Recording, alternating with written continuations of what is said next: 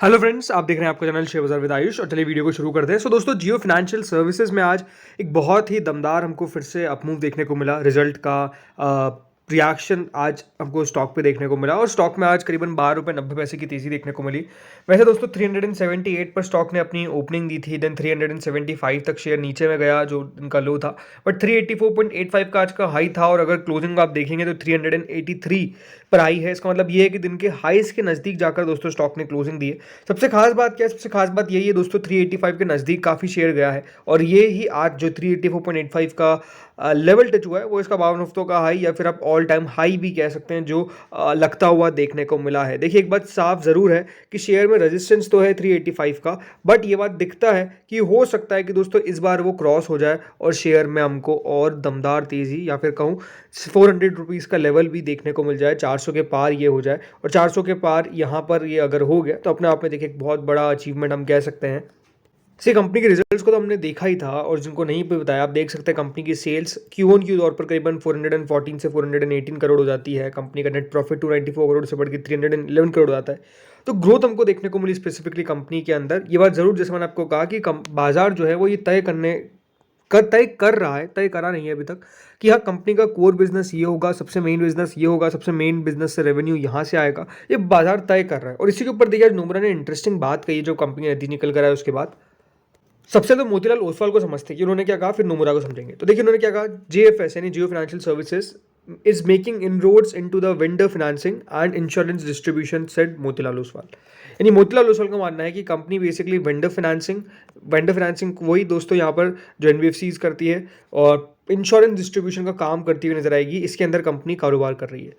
Brokerage ने ये भी कहा जो कि इनके नए बिजनेस है, जिसमें आप एएमसी ले लीजिए यानी एसेट मैनेजमेंट का, या फिर लीजिंग ले लीजिए, ये भी कॉन्सेप्चुलाइज्ड है। और ये नोट करेंगे कि जो जियो फाइनेंशियल ने हाल ही में अनाउंस किया एक्सपांशन इनकी partnerships with BlackRock to offer wealth management and broking services, Jio financial unified app is being developed and will soon be offered to the customer. यानी बेसिकली ये मान के चल रहे हैं कि एक यूनिफाइड ऐप क्रिएट होगा और ये दोस्तों कस्टमर्स को दिया जाएगा, और इसके जरिए कंपनी जो डिफरेंट डिफरेंट देखिए सर्विसेज है, आई थिंक वो भी हो सकता है कि ऑफर कर दे, या फिर हो सकता है कि जो वेल्थ मैनेजमेंट का काम है कंपनी उससे करे। तो आई थिंक एक बहुत इंटरेस्टिंग चीज़ यहाँ पर मोतीलाल ओसवाल ने कही कि कंपनी जो है वो डेफिनेटली कुछ कर रही है, बड़ा कर रही है, जिसका बाजार को भी आई थिंक अंदेशा है। इसीलिए शेयर में इस प्रकार का आपको दमदार अपमूव जो है वो नजर आया।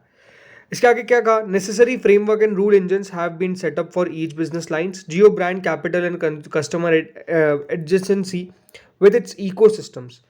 These three key strengths will support sustainable growth in the future. ये बेसिकली उनका मानना है। तो जो जियो फाइनेंशियल सर्विसेज का जो दोस्तों कॉन कॉल हुआ उसके अंदर ये सारी बातें उनको समझ में आई हैं, और ये डेफिनेटली देखिए हम कह सकते हैं इंटरेस्टिंग चीज़ है जो मोतीलाल ओसवाल ने यहाँ पर हाईलाइट करी है, जिसके ऊपर बाजार भी अपनी नज़र रखिएगा। नोमुरा ने क्या कहा? नोमुरा ने कहा कि Reliance track record in disrupting the retail and telecom segments has been impressive, but it believes lending is a secular business and a different game from the perspective of underwriting, collection, analytics. मतलब इनका मानना है कि जिस तरीके से देखिए रिलायंस ने अपने आप को एस्टेब्लिश किया टेलीकॉम बिजनेस के अंदर, रिटेल बिजनेस के अंदर, ये दिखाता ज़रूर है कि दोस्तों कंपनी के अंदर कैपेबिलिटी है कि वो कहीं भी जाए और उसको तोड़ सकती है, पूरी इंडस्ट्री को तोड़ सकती है। ये बात बिल्कुल साफ है। लेकिन उनका मानना है कि जो यहाँ पर फिनेंसिंग का बिजनेस है, जो लेंडिंग का बिजनेस है, ये कोई आसान बिजनेस नहीं है। ये एक सेक्युलर बिजनेस है। सेक्युलर का मतलब क्या है कि यहाँ पर जो अभी बड़े प्लेयर्स है, फॉर एग्जांपल मान लीजिए बजाज, राइट, इनको क्या बीट करना क्या आसान बात है कि नहीं? इनके दोस्तों नेटवर्क्स हर जगह है, इनको पता है कि हाँ किस तरीके से ये पूरा बिजनेस चला जाता है, और रिलायंस को इसमें एक्सपीरियंस नहीं है। इसीलिए उनका मानना है कि एक डिफरेंट गेम है ये, और इतने आसानी से यहाँ पर चीज़ें नहीं होती, बिकॉज अंडरराइटिंग करनी पड़ती है। आपको पता होना चाहिए कि हाँ आपका कलेक्शन कितना करना है, आपको पता होना चाहिए कि कलेक्शन कहाँ क्या किस तरीके से करना है, एनालिटिक्स होती है, पूरा आपको पता रहता है, जाँच पड़ताल होती है। आई थिंक हर चीज़ें होती है जो ऑलरेडी जो एनबीएफसीज है उनको पता है कि हाँ किस तरीके से गेम खेलना है। इसलिए उनका मानना है कि building and testing systems and underwriting algorithms may take a considerable amount of time. Further, in secured segments such as home, LAP loans, banks, large NBFCs are quite active and will not easily be ramp up in secured segment. मतलब उनका ये मानना है कि हाँ इसके अंदर बहुत जल्दी इनका ब्रेक करना ही बहुत मुश्किल उनको लगता है। बाकी उनका ये कहना है कि in line with the last quarter's commentary in response to concerns and regulatory changes around unsecured lending, the management emphasize its focus on building a secured book. उनका मानना है कि जो सिक्योर प्रोडक्ट्स है जिसमें जेएफएल यानी Jio finance limited lending NBFC arm of JFSL has gone live with vendor financing to address the working capital needs. मतलब यही है कि आप कंपनी ये मान के चल रही है कि जो जियो फाइनेंस लिमिटेड होगा, जेएफएल होगा, वो मेजर आपको कारोबार करता हुआ देखने को मिलेगा। और ये हर ब्रोकरेज ने एम्फेसाइज किया है कि जो वेंडर है, वेंडर फाइनेंसिंग जो है वो बेसिकली कंपनी आपको ज़्यादातर करती हुई नजर आएगी, ये एक्सपेक्टेशंस है। बाकी उनका ये मानना है कि कंपनी और भी चीज़ें लॉन्च कर सकती है, जैसे home loans, loan against property, loan against mutual funds going ahead. मतलब ये नई चीज़ आ सकती है कि म्यूचुअल फंड के बदले भी आपको कंपनी जो है वो लोन दे सकती है। बाकी उनका ये मानना है कि जो कंपनी है वो जल्दी लीजिंग सर्विसेज का भी काम कर सकती है under device as a service, DaaS model बोलते हैं इसको। और इसके अंदर जो टारगेट डिवाइसेस होंगे वो air fiber, phones, laptop, solar panels, EV batteries, IT equipment, shipping lease, इन सब के ऊपर काम करेगी। तो मेजरली देखिए जो बात है उसका सार यही है कि दोस्तों जियो फाइनेंस लिमिटेड जो रहेगा वो मेजर भूमिका निभाएगा, ये मान के चल सकते हैं कंपनी के रेवेन्यू के अंदर, ये बात साफ दिखती है। और इसीलिए मुझे लगता है कि जो एक ऐप की बात कही गई है वो एक इंटरेस्टिंग चीज़ हो सकती है। अगर बात करते हैं टारगेट्स लेवल्स की, तो मेरे हिसाब से देखिए स्टॉक के अंदर 400 का लेवल जो है वो आई थिंक अब आता हुआ नजर आएगा। जस्ट एक टाइम बीइंग की बात है, हो सकता है कि देखिए बहुत जल्द आ जाए, कल ही आ जाए, कोई बहुत बड़ी बात नहीं है। बट उसके बाद मुझे लगता है कि स्टॉक में थोड़ी सी आपको कंसोलिडेशन वाला फेज देखने को मिलेगा। हो सकता है कि थोड़ी बहुत मुनाफा भी देखने को मिल जाए, तो इसलिए वेट एंड वॉच करें स्टॉक के ऊपर। कुछ और शेयर्स पे बात कर लेते हैं, जिसमें केपी एनर्जी नाम का शेयर है, जिसके नंबर्स निकल कर आए हैं आज। करीबन 147 करोड़ से बढ़ के कंपनी का सेल दोस्तों 40% बढ़ा है, 206 करोड़ पर आया।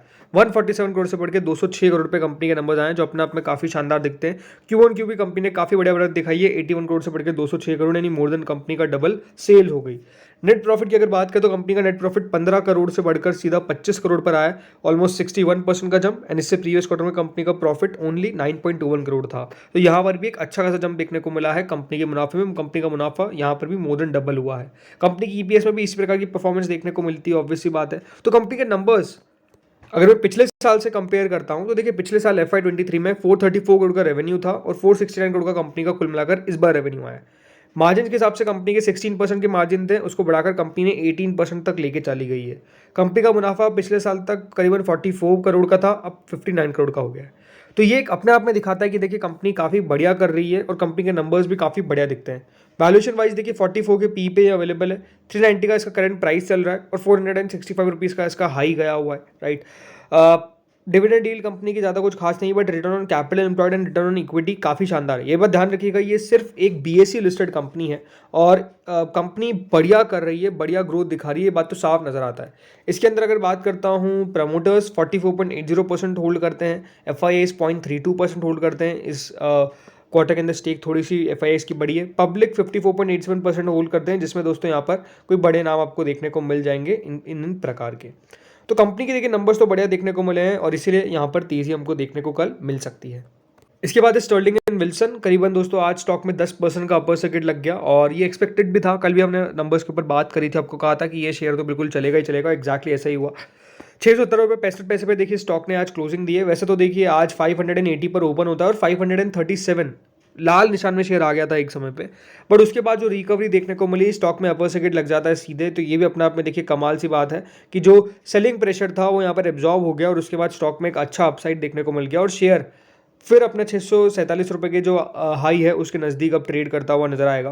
याद रखिएगा 6 महीने में स्टॉक में एक अच्छा मूव जरूर देखने को मिला है, बट एक जो हाई बना था उससे स्टॉक में गिरावट नजर आई और अब बिल्कुल उसी हाई को अटेम्प्ट करने की स्टॉक कोशिश कर सकता है, जो है 647 रुपीज़ का लेवल।